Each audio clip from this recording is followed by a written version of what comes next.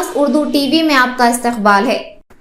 तेलंगाना रुकने पार्लियामेंट असदुद्दीन अवैसी ने तमाम मुसलमानों से इत्तेहाद के साथ लड़ने और वक्फ बोर्ड एक्ट तरमीम को मनसूख करने की अपील की।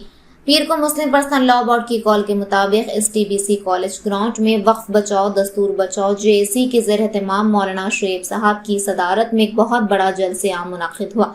इजलास में all India Muslim personal law board के सदर खालिद शफीउल्लाह रहमानी और जमात अहले हदीस के सदर अब्दुल रहीम खुर्रम ने शिरकत की।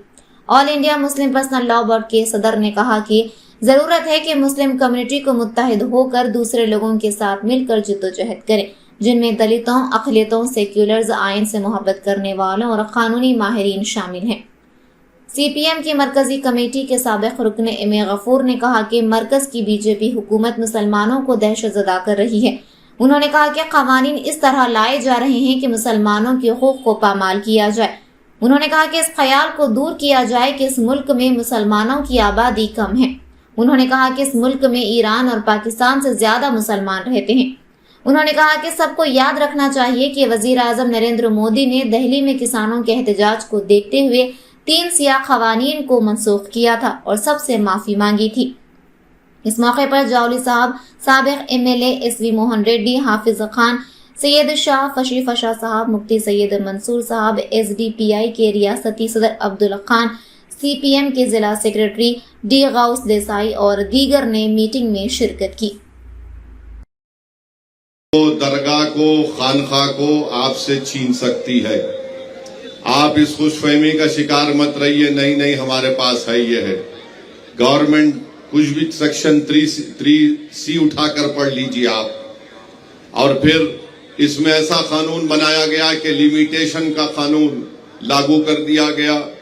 अगर कोई 20 साल से 12 साल से 20 साल से वक्फ की जायदाद पर काबिज है तो चंद्रबाबू नायडू उसको मालिक बना रहे हैं। हम चंद्रबाबू नायडू से पूछना चाह रहे हैं, आपकी एक तरकारी की दुकान है हेरिटेज के नाम से, अगर वहां पर कोई 20 साल से कब्जा करके बैठ गया तो मेरी हो जाती, आपकी रहती। आप लिमिटेशन का कानून उस पर लागू कर दिए। RSS यही चाहती है कि इस मुल्क में उनके पास एक लिस्ट है उन मस्जिदों की, दरगाहों की, खानकाहों की, वो उसको हासिल करना चाहते हैं। और चंद्रबाबू नायडू और पवन कल्याण ने RSS के एजेंडे को सामने बढ़ाया है और RSS को इस मुल्क के सेकुलरिज्म को खत्म करने के लिए, इस मुल्क के आइन को, कॉन्स्टिट्यूशन को कमजोर करने के लिए चंद्रबाबू नायडू ने BJP का साथ दिया। आंध्र प्रदेश में यकीनन तरक्की होनी चाहिए, मगर चंद्रबाबू नायडू आंध्र प्रदेश की आवाम को झूठ बोल रहे हैं। मैं अमरावती के लिए कर रहा हूं। चंद्रबाबू नायडू अमरावती के लिए नहीं कर रहे हैं, सिर्फ अपने खानदान और दोस्तों के लिए आंध्र प्रदेश की बलि लगा दिए दिल्ली में। कोई अमरावती का काम क्या हो रहा है बताओ आप। मगर अल्लाह का करम है कि हम देख रहे हैं कि इतने कम अरसे में 2024 में इलेक्शन हुआ। आंध्र प्रदेश की आवाम में अभी से चंद्रबाबू नायडू के खिलाफ गुस्सा पैदा हो चुका है और मुझे यकीन है कि इंशाअल्लाह ताला ये गुस्सा और बढ़ेगा और चंद्रबाबू नायडू को इलेक्शन, जब कभी भी लोकल बॉडी के इलेक्शन होंगे या अगर कुछ भी इलेक्शन हो, मेरी आपसे गुजारिश है कि आप इसका मौसर जवाब दीजिए। हमारे जो भाई तेलुगु देशम पार्टी में बैठे हुए हैं, अगर नायडू आपकी बात को नहीं सुनता, आप निकल जाओ पार्टी छोड़ के, छोड़ दो पार्टी को। आप कुछ नहीं कर सकते। देखो ये कानून मस्जिद को छीनने के लिए बनाया गया, ये कानून दरगाहों को छीनने के लिए बनाया गया, ये कानून खानकाहों को, कब्रस्तानों को छीनने के लिए बनाया गया है। जब तुम्हारी और मेरी पहचान मस्जिद से है, इख्तलाफ हो सकता है, मैं आप कोई दूसरी पार्टी में होंगे, मगर जब बात शरीयत की, मस्जिद की आती है तो मैं आपसे अपील कर रहा हूं कि आप बेखौफ होकर TDP को छोड़ दीजिए और पैगाम दीजिए कि आप कभी भी संविधान पर, कॉन्स्टिट्यूशन पर, शरीयत पर, मस्जिद पर कोई कॉम्प्रोमाइज नहीं करेंगे। मेरे भाई मैं आपको बता रहा हूं कि चंद्रबाबू नायडू की तायद से क्या हो रहा है। मुजफ्फरनगर में यात्रा शुरू होती है, वहां पर संघ परिवार के लोग चले गए एक दुकान पर, जाकर कहा कि तुम्हारे पास नाम क्या है। उसने कहा नाम से क्या मतलब। उसका आधार कार्ड पूछे, आधार कार्ड नहीं था। उससे कहा कि तुम्हारी दुकान का नाम ये क्यों है। उसने कहा मेरी मर्जी है। तो उससे कहा तुम्हारा पैंट खोल के दिखाओ हमको। नहीं ये हुआ है, मजाक की बात नहीं है। फिर बाद में उस शख्स ने कहा कि मैं पैंट नहीं खोलूंगा, तो उसको गाली गलौज की गई। बाद में मालूम हुआ कि जिसको गुस्सा कर रहे थे, गाली दे रहे थे, उसका नाम गोपाल है। अब बात आइए, आप इस मुल्क में इस तरह का नफरत फैलाई जा रही है मुजफ्फरनगर में, और चंद्रबाबू नायडू खामोश बैठे हैं। चंद्रबाबू नायडू से हम पूछना चाह रहे हैं, दत्तात्रेय होसबोले ने कहा कि संविधान में से सेकुलर और सोशलिज्म के वर्ड को निकालना चाहिए। क्या चंद्रबाबू नायडू उस पर राजी हैं?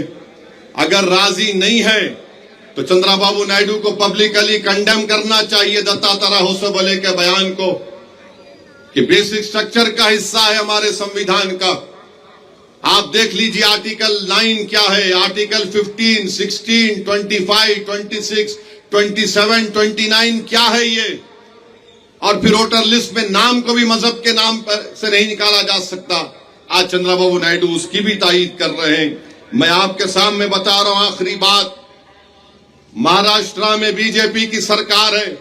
नायडू जाकर फडणवीस से बड़े गले मिले, पप्पियां लिए थे उसको। वहां पर क्या हुआ,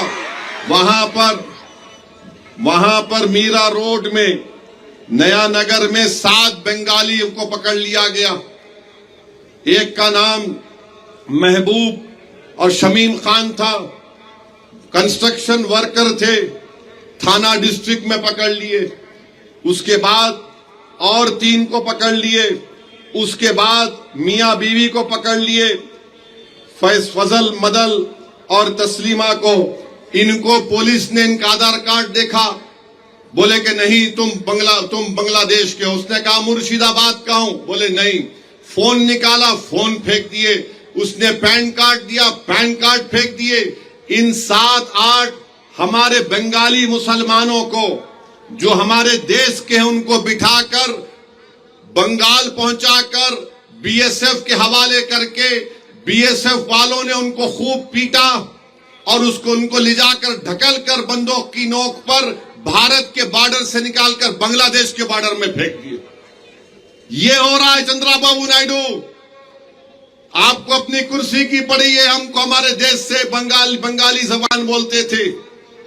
एक शख्स ने कहा कि मेरे पास 5-8 हजार रुपये थे, बीएसएफ के लोगों ने 7,500 रुपये छीन लिए मुझसे, बांग्लादेश में ढकल दिया उनको।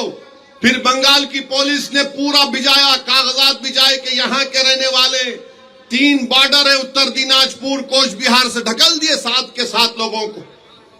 बताइए क्या हो रहा है हमारे देश में। अरे अगर आपको महाराष्ट्र में बंगाली बोलने वाले बांग्लादेशी नजर आ रहे हैं, मैं नरेंद्र मोदी से ये कह रहा हूं, भारत के वजीर आजम से, अगर आप जबान को देखकर ऐसा कर रहे हैं तो क्या आप में इतनी हिम्मत नहीं है कि वो 4 जालिम लोग जो 26 हमारे हिंदू भाइयों को पहलगाम में गोली मारे, वो कहां छुप गए? निकालो उन जालिमों को मोदी। आप सिर्फ बंगाली जबान बोल रहे हैं। उनका एयरपोर्ट पे, पूना एयरपोर्ट पे उनका आधार कार्ड फाड़ दिए। बेचारे का 25,000 का स्मार्टफोन रख लिए हजरत पुलिस। आप बताइए क्या हो रहा है हमारे देश में। बहरहाल क्योंकि वक्त हो चुका है, मेरी आपसे गुजारिश है कि आप तमाम लोग मिलकर तेलुगु देशम को सबक सिखाएंगे। नहीं सिखाएंगे आप पवन कल्याण को बताएंगे कि सुपरस्टार आप हैं।